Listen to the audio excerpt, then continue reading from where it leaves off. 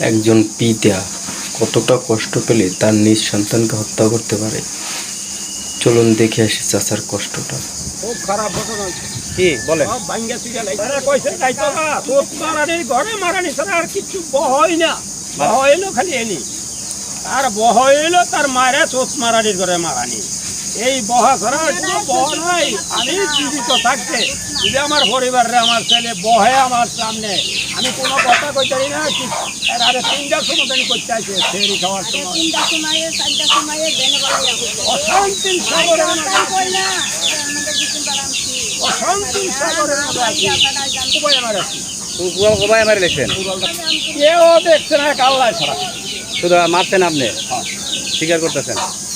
ও স্বীকার করতেছেন যে আপনি মেরে ফেলাইছেন? আমি মারছি, আবার কি? আপনার ছেলে সন্তান আর কেউ ধরে নেই, মারে নাই? আরে তারা কেউ জানোই না।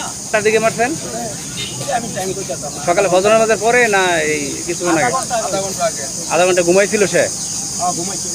ঘুমের মধ্যে মারছেন? আরে সন্তানকে তিনি অনেক কষ্টের পরে নির্যাতন করতো ওনাকে এবং তার মা এবং বাপ অল ফ্যামিলিকে নির্যাতন করতো।